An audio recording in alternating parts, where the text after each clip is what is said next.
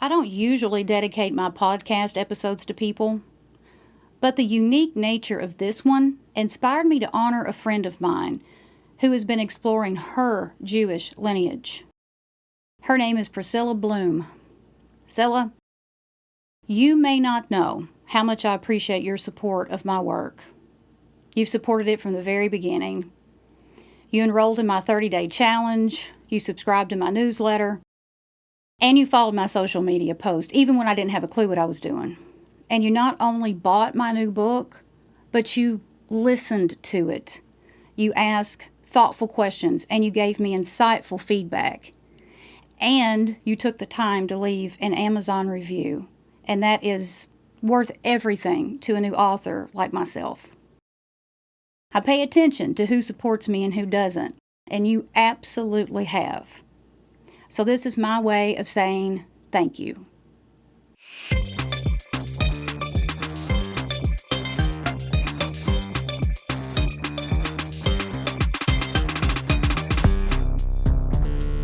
Welcome to the Thought Snob Podcast. I'm Paula Swope. Let's get snobby.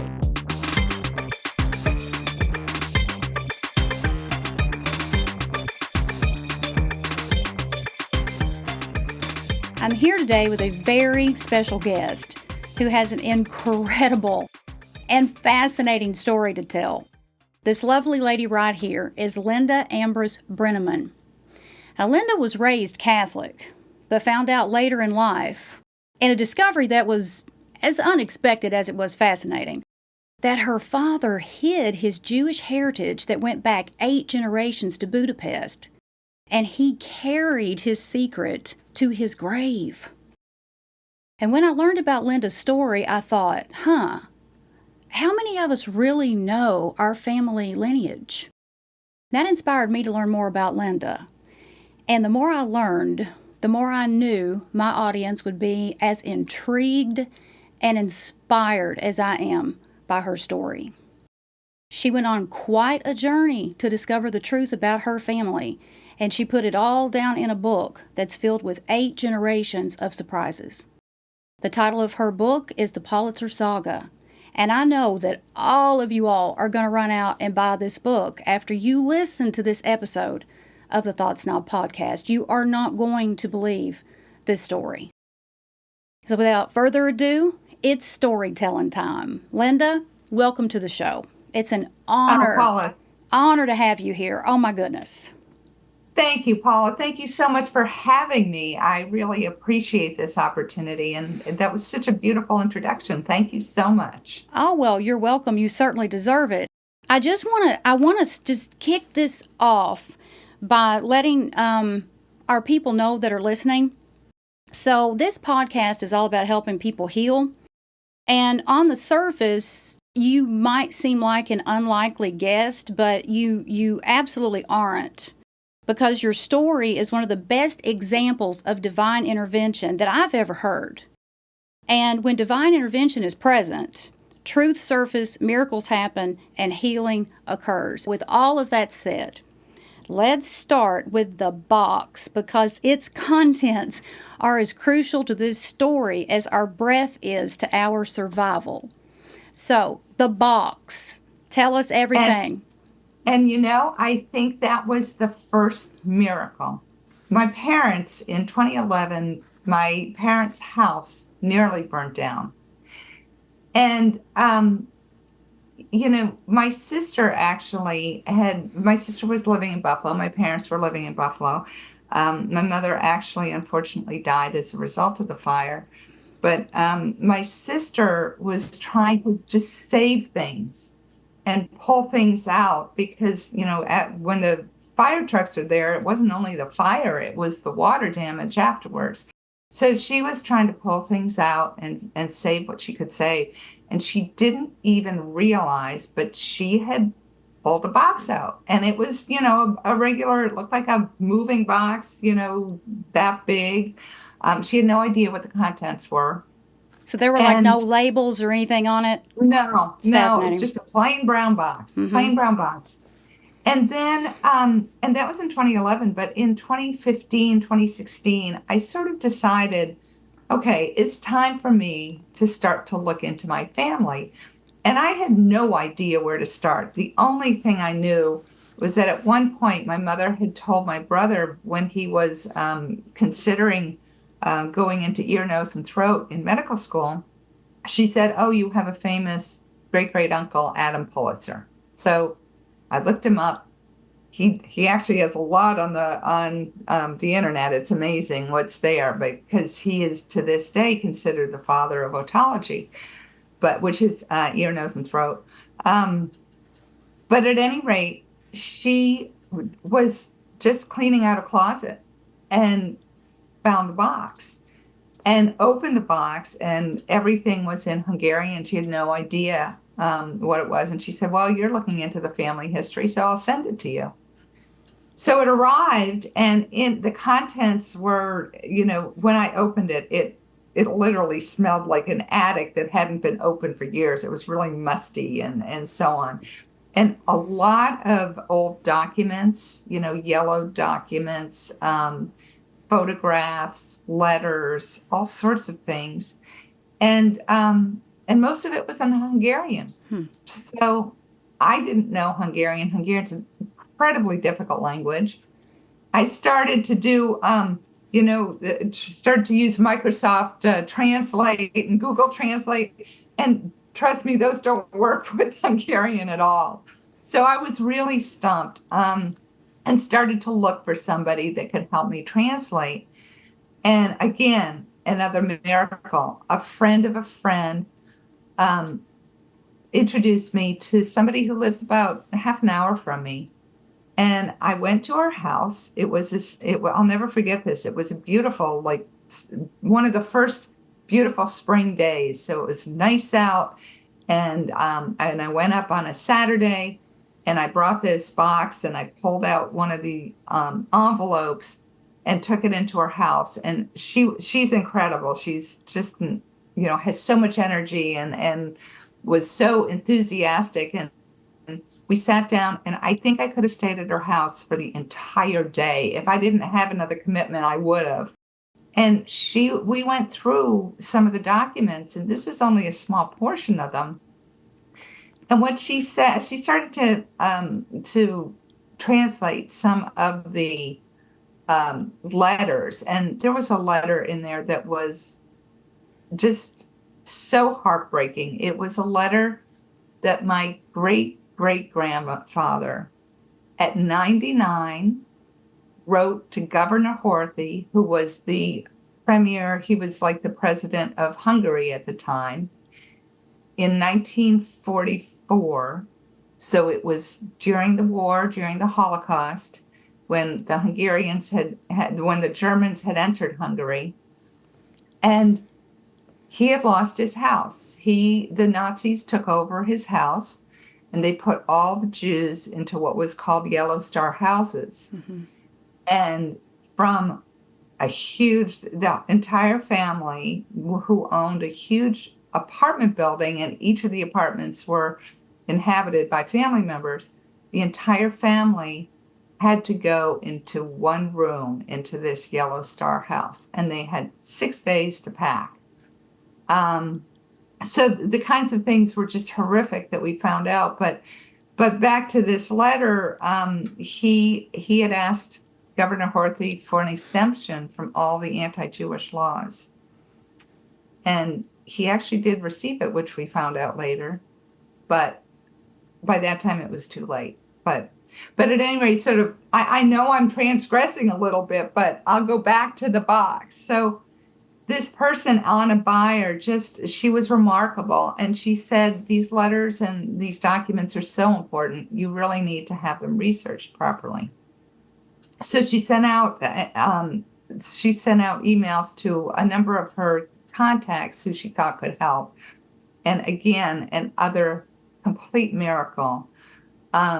A dear friend of hers in Hungary, his name was Andras Kaczynski. Mm-hmm. And I actually dedicated the book to him because he was just a remarkable person. No, I feel like I would love him.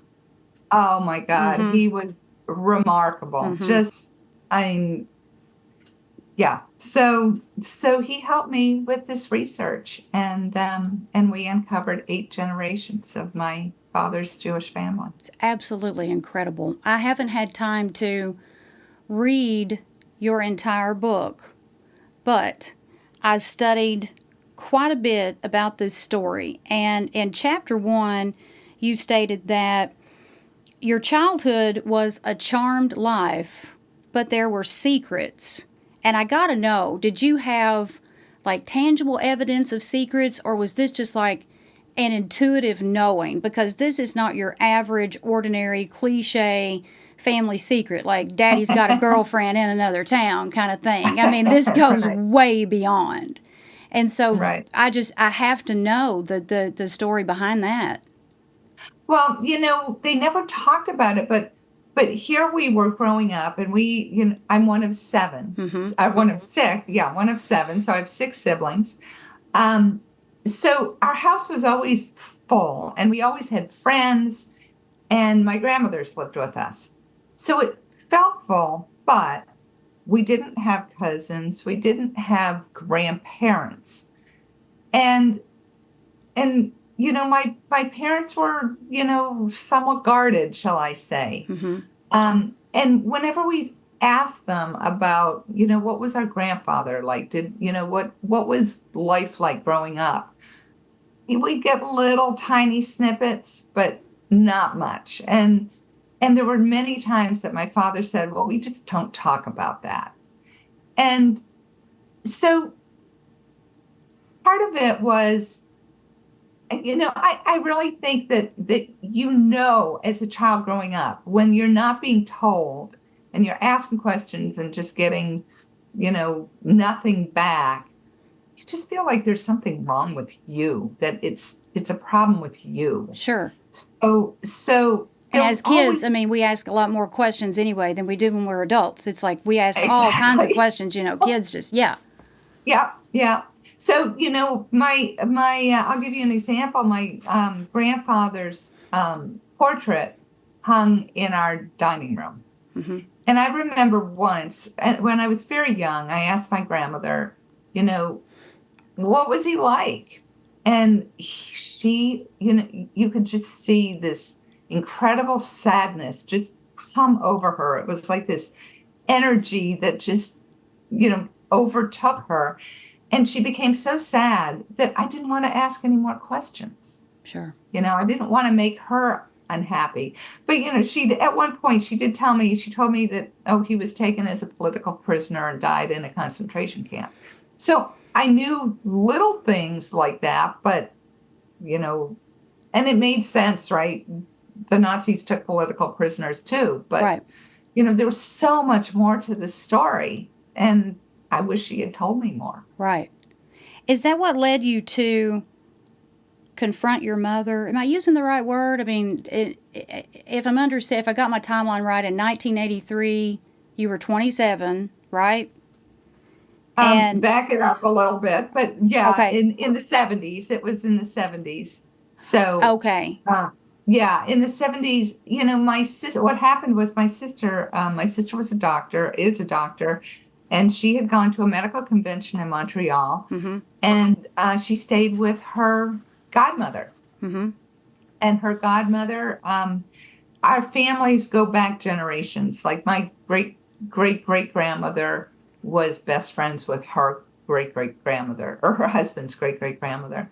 So, my sister sort of thought she was asking a innocent question. She said, what was my great grandmother Margit like? And she came back and she said, well, like many Jewish women, and my sister did a double take. What do you mean, Jewish? And she said, whoops, I thought you knew. mm, So that was how, my sister found out. And then she comes back and she tells the rest of us. And yeah, so it was all by accident. And it's at that point I went to my mom. I said, is this true? And she said, yes, it is true. and so she But admitted it. again, she admitted it, but we still just didn't talk about it. And even though my father knew we knew, he just would not go there Isn't that at all. something? And so after she admitted it, he still never said anything. He still never said anything. So, like, I'm just so curious. And so, when you would ask him questions, how did he behave? He was great at deflecting. He was a master deflector. So I'll give you a perfect example. I can't remember what he would say back then, but I'll give you a perfect example. My niece in 20, I think it was 2011, my niece got married to a Jewish man, and they asked my father to speak at the ceremony. And my father spoke in perfect Hebrew. Perfect Hebrew. Now, that's difficult. So people came up and were shocked, and they said, where did you learn this perfect Hebrew? And he said, oh, I speak all kinds of languages. I even know Swahili. So he would just deflect the conversation and take it in a completely different direction. He was just a master at that, a complete master That is at it. that's really incredible. And I want to make sure that I've got my story straight here. So correct me if I say anything wrong, please. But so your dad was sent to a Nazi labor camp in May of 1944, and then he escaped that year in October. Is that right? That's correct. So, and I really feel like that your father is a character because there's so many interesting characters in this story. But I feel like I could get very attached to him because he had to be haunted by psychological pain. I don't know of anybody that survived the Holocaust that didn't come out with PTSD or another type of psychological disorder. And so, do you ever feel like that he had that going on? The PTSD or, Absolutely. yeah. Absolutely. I'm sure that was part of the secrecy and not being able to confront these demons that existed. Mm-hmm. And when you think about it, when he was taken, he was 20 years old. Hmm. So think about, what happens. He grew up in privilege. He grew up, his parents were, and the family was wealthy, and he grew up in a lot of privilege. And then all of a sudden, Stripped. to be taken to this, stripped of everything, and stripped of most of his family. I uncovered at least 30 people, 30 family members who were killed in the Holocaust. So, and his father was one, and his great grandfather, who he lived with, was one. And I mean, the conditions were horrific. So you take this young 20-year-old who's grown up in privilege, and all of a sudden goes to Nazi labor camp where they're treated, worse than dogs. Mm-hmm. I mean, it's horrific and terrible, terrible working conditions, living conditions. I mean, living conditions were non-existent basically. Mm-hmm. And they were worked to the bone from, early morning to late at night. So some of the things I found in the box were letters between my mother and my father during that time. And they were hard to read. Oh, I'm sure. They were hard to read. Yeah. How did your parents meet? They met in medical school. Okay. So they met in 1942. So at 18, and in Europe, their system is different. So they went directly from high school into medical school.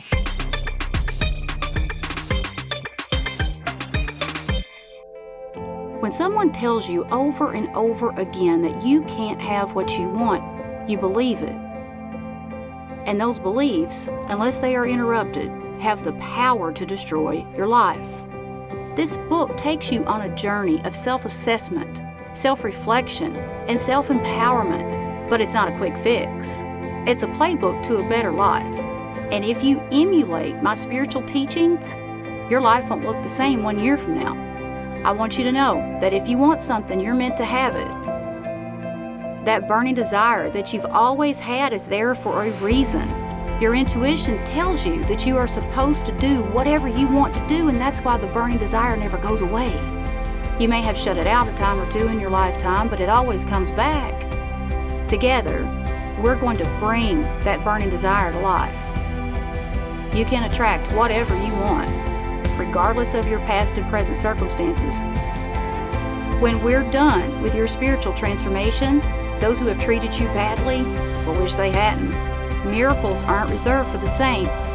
We sinners are just as entitled to miracles, so let's go get yours.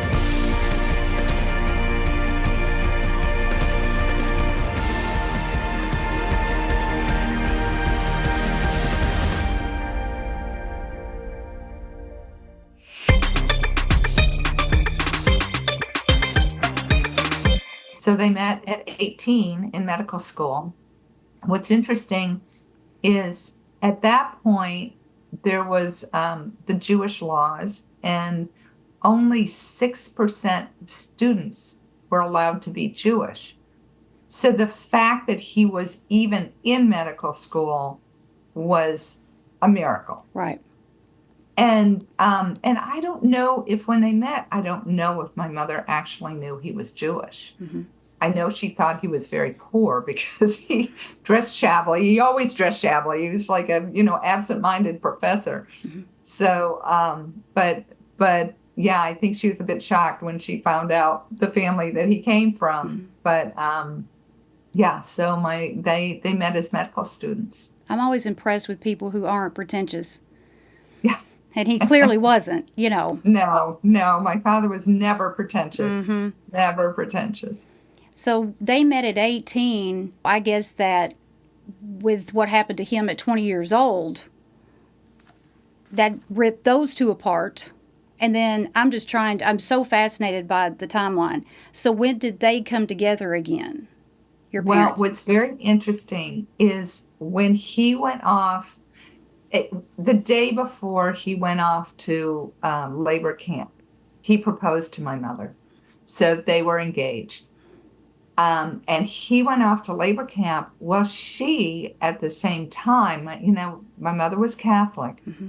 but her very best friend was also Jewish, Ava Klein. And Ava's was in love with a rabbi. And the rabbi had a friend who owned a factory, and because of the Jewish laws, the factory had to be shuttered. And it was a factory complex. So it had a factory and a house and a second house. So they came to my mother and they asked my mother if she would move in and hide them. Mm-hmm. And she did. She hid them. She hid many other people.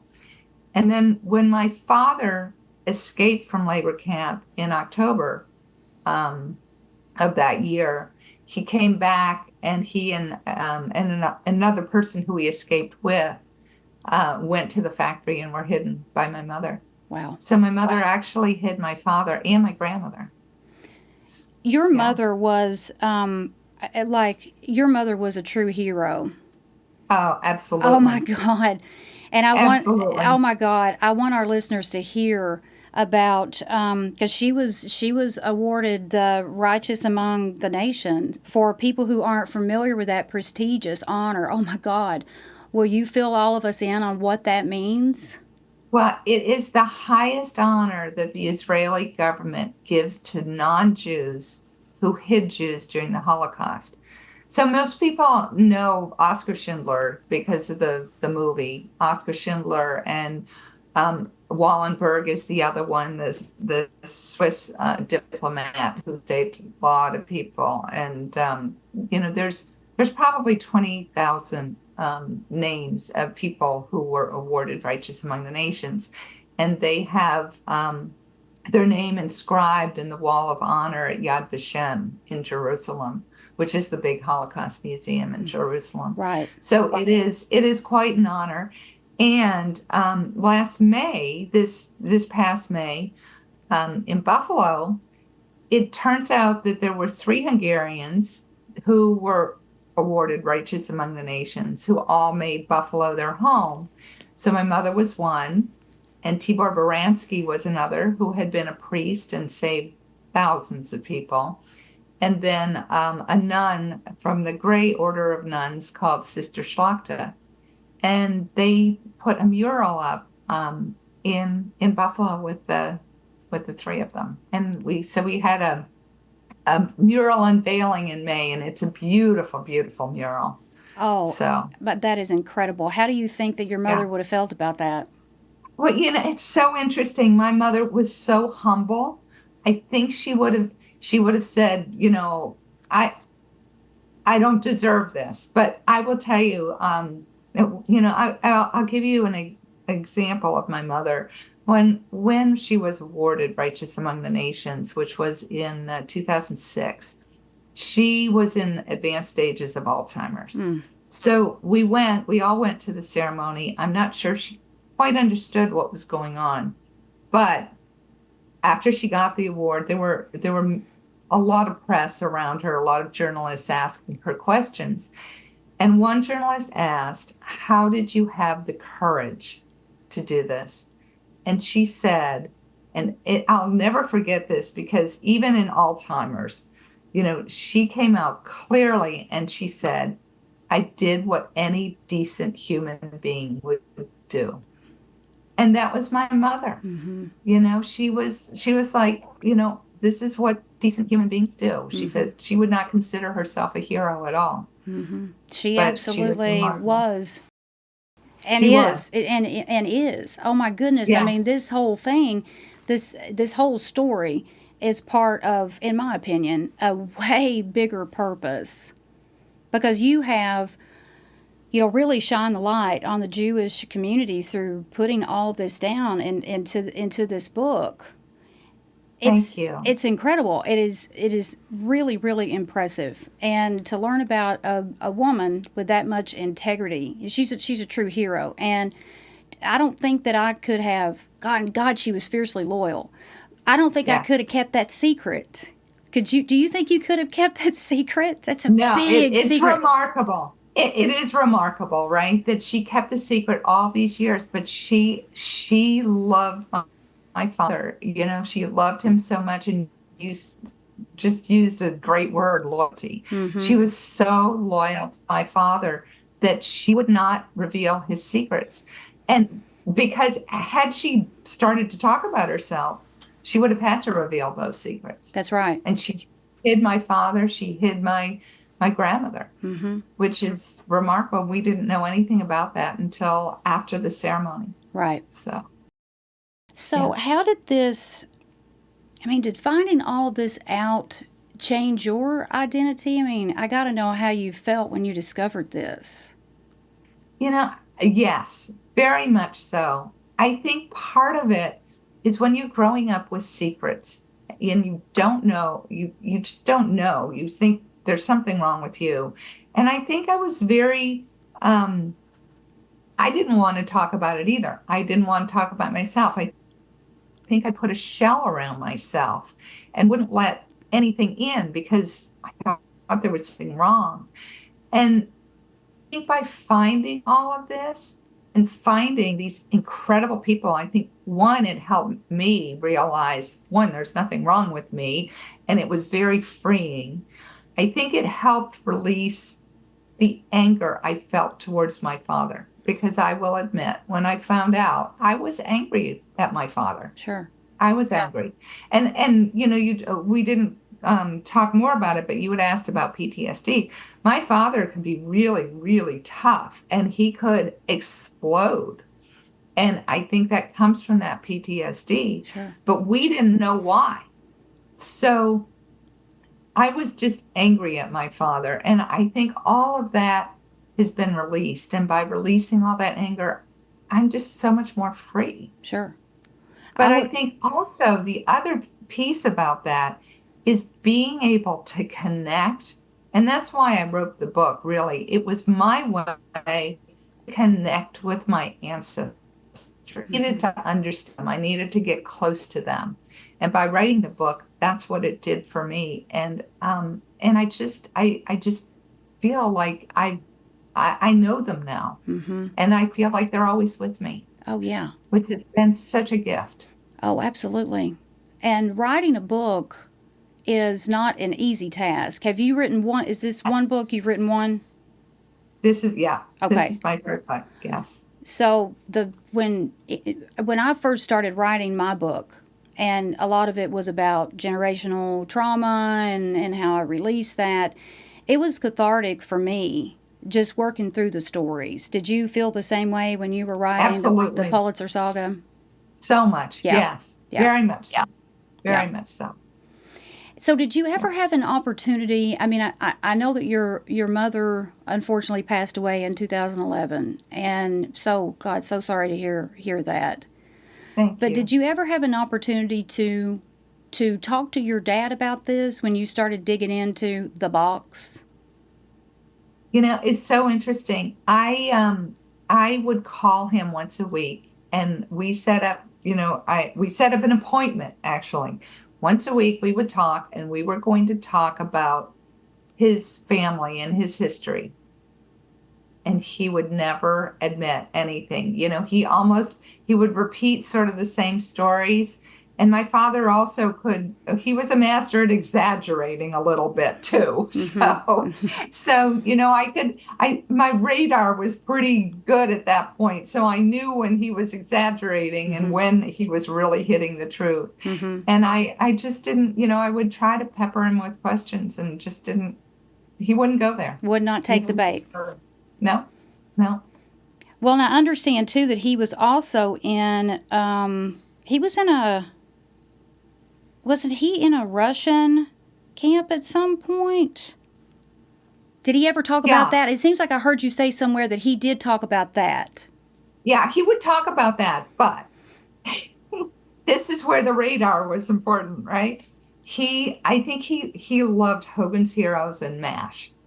And so Gotcha. what he did is he took this scene out of Hogan's Heroes and made it his own. So what was really interesting, right after the war, there was no food in Hungary at all. People were starving. There was as many people who died after the war, in the aftermath of it.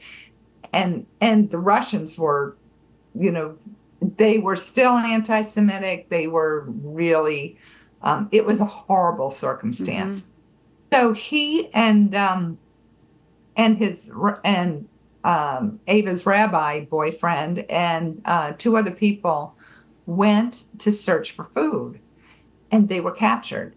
And they were captured by the Russians because the Russians had a quota of how many German officers they had to capture, and they were short on the quota. So they just grabbed my father and his friends and said, "Come on, you're coming." And so here, after being hunted by the Nazis, now he's taken by the Russians um, as another, Nazi. So it's mind-boggling, really, when you think about it. Mm-hmm. But they ended up in a Russian camp.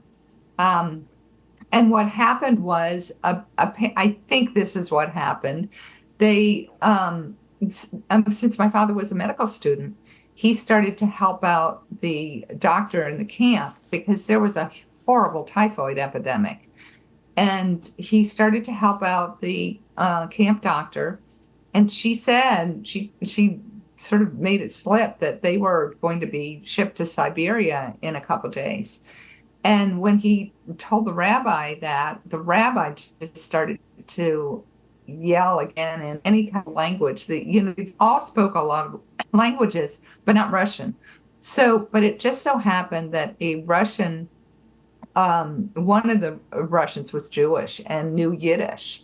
So when the rabbi started talking in Yiddish, he took pity on them and gave them papers to get out.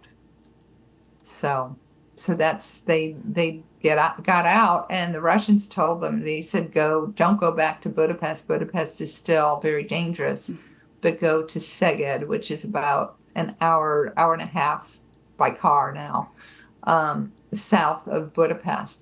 And the medical school was just starting to open up there. So they went back to Szeged, and my father started medical school. And then the rabbi went back to Budapest and told my mother that he was there. That he was there. Mm-hmm. So she actually hitchhiked to Szeged, which was a whole other story that's not in this book. It'll be in my second book Mm-hmm. because another fascinating piece. Wow. She Yeah, hitchhiked. Oh my yeah. goodness. Well, she hitchhiked when the roads were so dangerous, so dangerous. So Wow. it's another miracle that she made it to Sigurd at all. The whole story. It's like just Yeah. piece it together, and it's just one tiny miracle after another just leading up to like a major miracle. And I keep thinking about their ages when they were going through all of this. They were in Yeah. their 20s. 20s, early 20s. I don't know about you, but when I was in my 20s, I was bar hopping, no sense, It nut. made no sense. Absolutely. I mean, and I can't imagine going through that ever, but much less like during that stage in life, like before your brain is fully developed and you really don't know who you are anyway.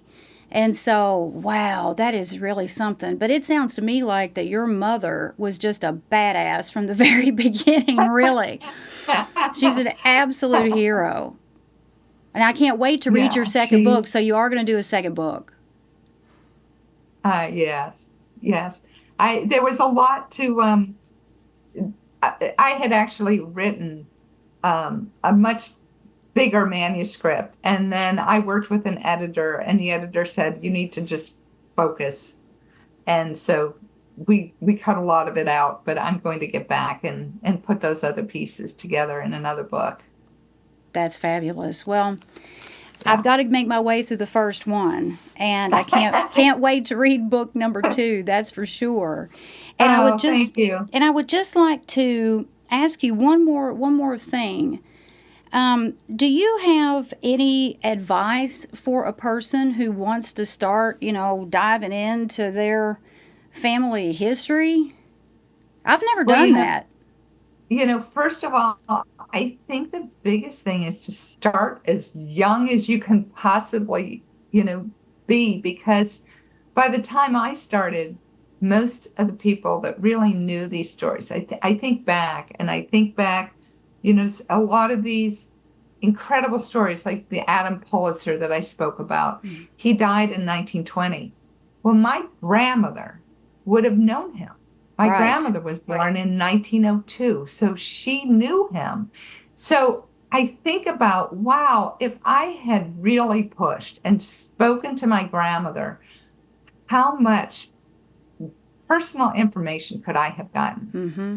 It's lost opportunities. Yes. So I would say, as young as you can, start and ask questions and just, I had a whole web of secrecy to penetrate, but I wish I had just pushed through. I Mm-hmm. wish I had asked and asked and asked until they got so sick of me that, that they finally would tell the truth. So, What yeah. what do you I just one more thing on that note. What do your siblings think about all of this? Well, it's interesting. They all read the book. They liked the book. My brothers, I sent them advanced copies, and my brothers both came back and said, "Wow, it's so great that you did this research, and it's so great you put it down in a book." But I don't think anyone else is going to be interested in it. Oh my god. So, Oh my goodness. so it's pretty. And I've had so many people that have. It needs to be a movie. Thanks. Yeah, it would be an interesting movie, wouldn't it? Incredible movie. Oh my god. Yeah, You just don't yeah. hear These, stories like this every day. You just don't. well, just as you said, the my ancestors were incredible people, and they lived through just cataclysmic events, and I think through all of it, that was most important, at least to me, all of it, they maintained their dignity and their sense of service and compassion. And they were all about service and helping humanity. And I think that's the biggest legacy that I found that got passed down to me. Hmm. That's awesome. So yeah. So, would you let everybody know how they can find you and where they can buy your book And we'll link Absolutely. all of your stuff with this episode, your website. Your website's awesome, by the way. Oh, thank It's like you. a Thank you. wealth of knowledge on your website. Yeah, thank you. My website is pulitzersaga.com. So that you, just as you said, there's a lot of information there. Hmm. One of the things we didn't talk about was there's now a permanent exhibit in the Rombach Synagogue, which is based on my family's stories. And so there's information about the exhibit on the website too. Okay. All right. So there, And yeah, yeah, yeah, so much that people can learn from you and dig into. And your book is available pretty much everywhere, right? yeah, pretty much everywhere. Amazon, Barnes and Noble, and yeah. So Okay. yeah, a lot of information on the website, and also I'm on Facebook, Linda Broenniman author, and Instagram. So Linda Broenniman author again. All right. Okay. Well, thank you so much, Great. Linda. I Oh, appreciate Paula, you so thank much. you. Yeah, Thank you. Well, I really appreciate the conversation. It's been wonderful. So thank you for having me. absolutely. And when book number 2 comes out, maybe we can do this again. I'd love to. Yeah. Thank you. Thanks.